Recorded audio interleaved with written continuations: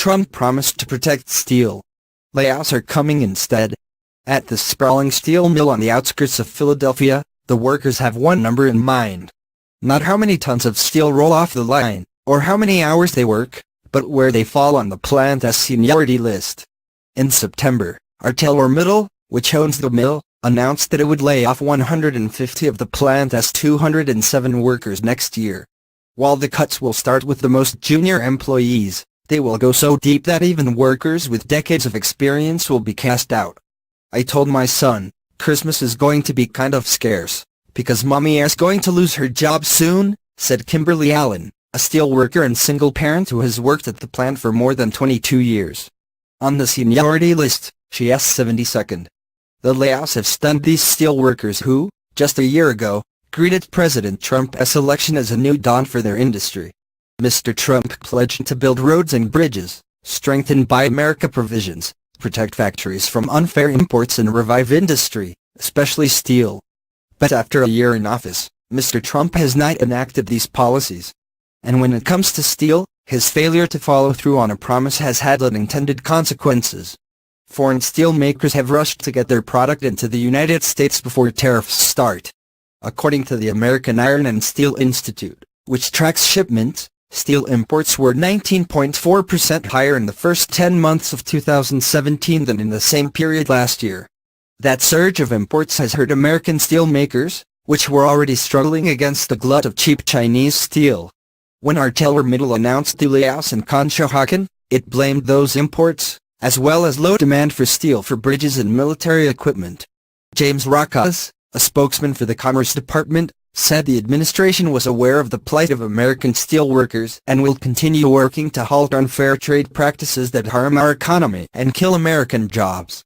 In 2008, before the financial crisis struck, the plant ran around the clock. Now, the mill coughs to life just 5 days a week, for 8 hours at a time. The machines shovel 10-ton steel slabs into a furnace, where they are heated to 2,000 degrees, then funnel them through giant rollers and cooling jets of water, like a massive, fiery car wash.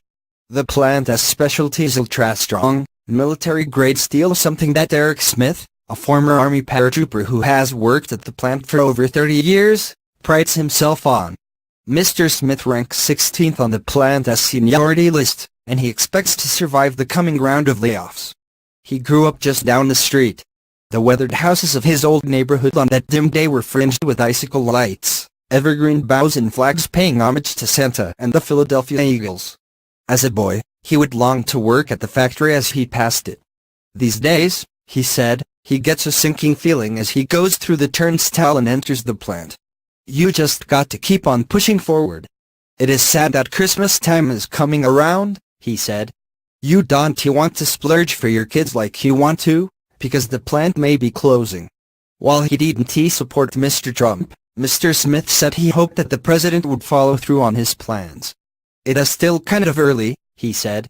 Reforming trade was one of the president's signature campaign promises, and in his first months in office, Mr. Trump issued dozens of executive actions. One pulled the United States out of the Trans-Pacific Partnership, a 12-country trade pact. Others ordered investigations into imports or renegotiations of trade pacts. Uncertainty about how these measures will reshape trade rules is now weighing on many industries.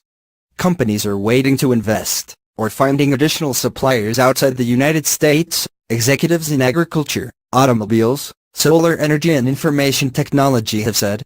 In April, the president ordered parallel investigations into imports of steel and aluminum under the little used Section 232 of the 1962 trade law, which permits sweeping restrictions to protect national security.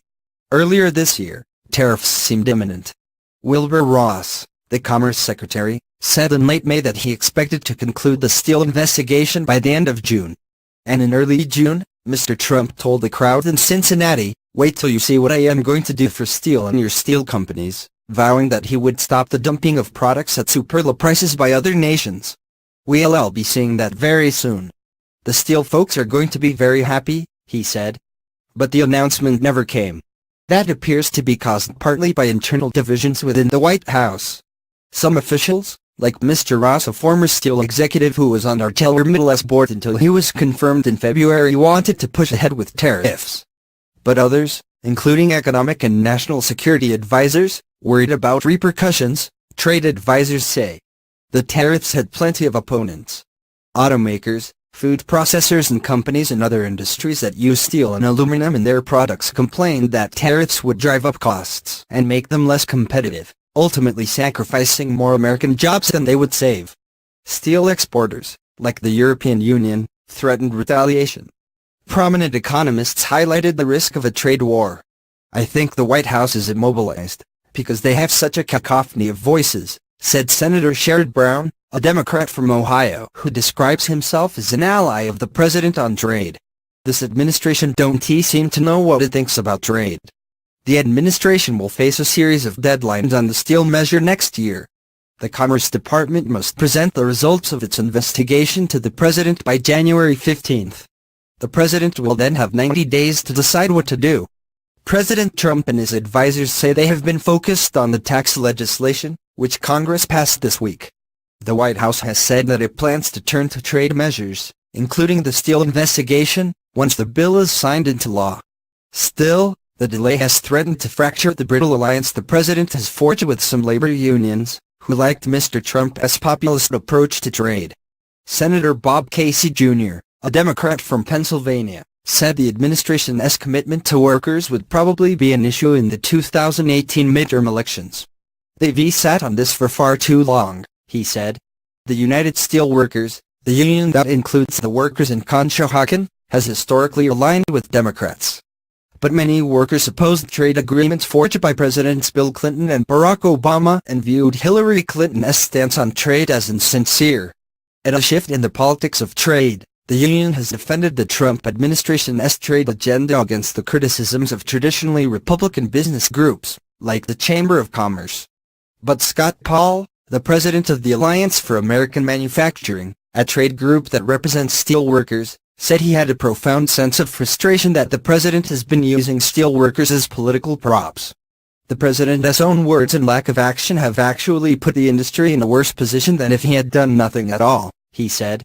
Kameen Thompson, the union president at the Conshohocken plant, said many workers had voted for Mr. Trump because of his support for steel.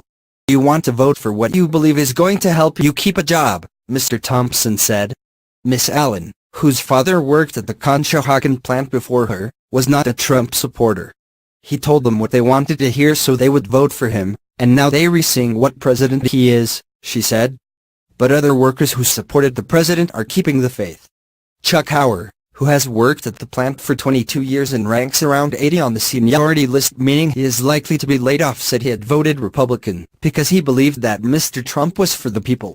He said he still believed that the tariffs would happen, though perhaps not soon enough to save him.